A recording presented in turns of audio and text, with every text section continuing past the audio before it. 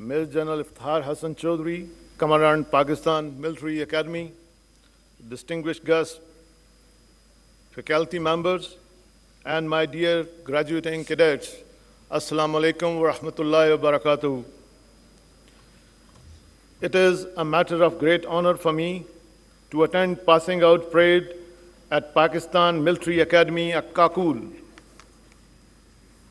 On this happy occasion, I congratulate the future leaders of Pakistan Army on the successful completion of basic military training at this premier institution. My appreciation to those who have won distinctions through their commendable performance. I'm indeed happy to see lady cadets being part of today's parade, which signifies their resolve to take up the challenge of joining this demanding profession. I also extend my heartiest compliments to the graduating cadets from friendly countries of Iraq, Maldives, Mali, Nepal, Palestine, Qatar, and Sri Lanka for achieving this milestone. I am sure you will not only keep the flag of your nations high, but also of this great institution and be the ambassador of Pakistan in your respective countries. Dear cadets, Pakistan Military Academy is one of the best institutions in the world that transform the cadets into responsible leaders. Your immaculate turnout and impressive parade, marked by precise drill movement, speak of the lofty standard of training. Indeed, you are entering the officer community of Pakistan Army and carry the hopes of the entire country on your young shoulders. You are entrusted with the noble mission of defending motherland, and there is no greater honor than to be the guardians of this great nation.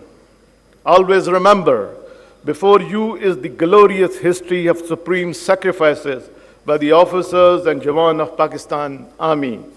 Therefore, joining this elite force places upon you the responsibility of upholding the proud legacy of Shuhada and Ghazis of this great institution.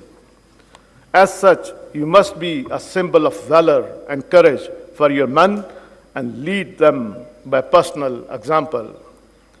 Your primary obligation is to train and prepare your undercommand to defend the motherland, even at the cost of own lives. Ladies and gentlemen, I am proud that the defense forces of Pakistan are professionally competent and well-trained to cope with all internal and external challenges. Alhamdulillah, they are equipped and trained in line with the dictate of modern warfare parameters. This capability was amply demonstrated by Pakistan's resolute and unified response during Marka-e-Haq Operation Bunyan Mansoor in May 2025, which stunned the entire world.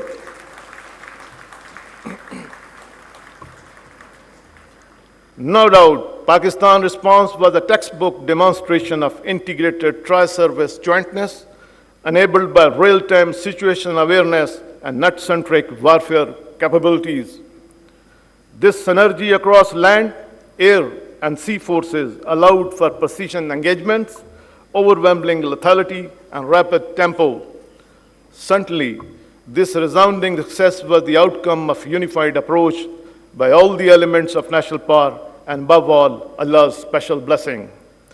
I would also like to highlight that the Pakistan Air Force, in synergy with sister services, upheld the legacy of fighting the outnumbered.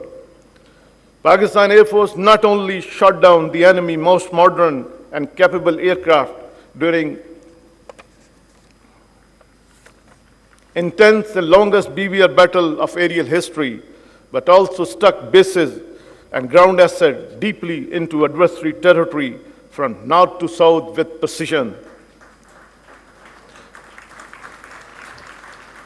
Besides neutralizing state-of-the-art defense system S-400, as well as command and control center at different places. Indeed, the enemy was utterly surprised by Pakistan Air Force indigenous developed homegrown kill chain, comprising unmanned system, electronic warfare, equipment, space, and cyber capabilities, with a well-integrated command and control network, which was smartly executed through a remarkable display of well-choreographed multi-domain operation employed for the first time by Pakistan Air Force in the history of warfare. Without any doubt, Pakistan Air Force could have gone further, but showed matchless responsibility and restraint as we inherited a mature strategic culture. Certainly, the ecosystem employed by Pakistan Air Force during Marka-Haq was not developed overnight, but was the outcome of a comprehensive strategy of restructuring, modernization, and indigenization campaign undertaken by Pakistan Air Force during past few years. Let me share that robust, well-thought out modernization plan with a focus on niche technologies has reinforced our national security with long-term sustainability.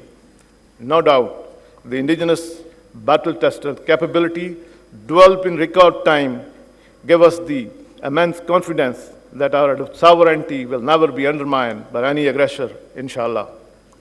I take this opportunity to convey that our journey on path of self-reliance that the Pakistan Air Force has pledged to follow continues unabated in order to befittingly address the emerging new geopolitical realities in the region. Therefore, the Pakistan Air Force is vigorously pursuing dozens of projects of strategic significance.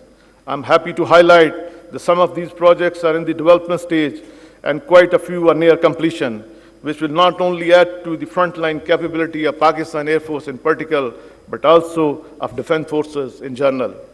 Ladies and gentlemen, the operation conducted by defense forces of Pakistan during Marka-Haq were effective, yet calibrated and balanced with a single aim to ensure peace with honor in line with the aspiration of our great nation and undermining peace of our beloved country directly as well as indirectly. As such, Pakistan is confronted with two-front threats from eastern and western borders, which demand constant vigilance and force readiness. It is heartening that the defense forces of Pakistan are constantly demonstrating high standard of operational preparedness with a proactive approach to address this challenge.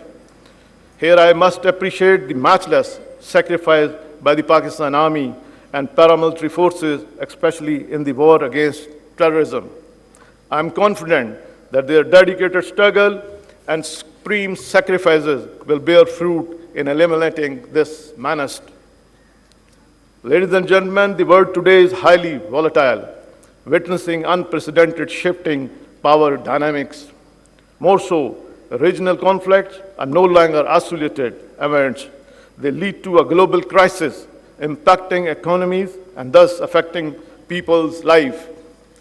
Despite the far more complex environment, Pakistan is actively pursuing a policy of regional and global peace and has emerged as a world stabilizer.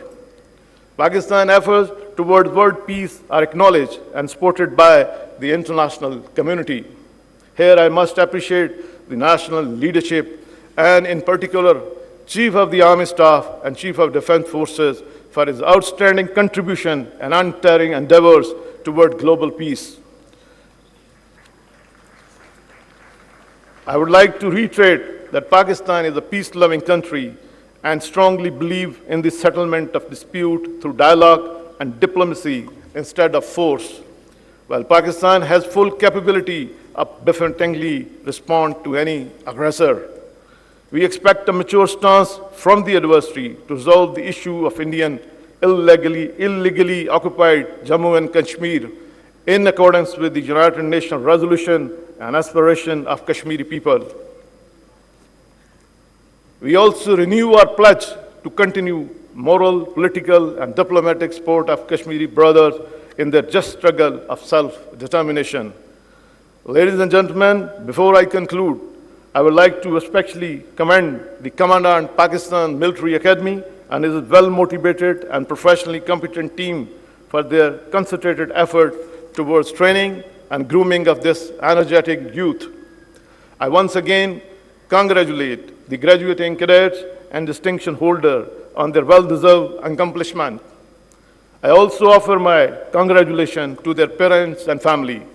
May Allah grant us strength to serve our beloved country with honor, dignity, and responsibility in line with the finest tradition of our predecessor. Ameen. Pakistan Army, Zindabad. Pakistan, Paindabad.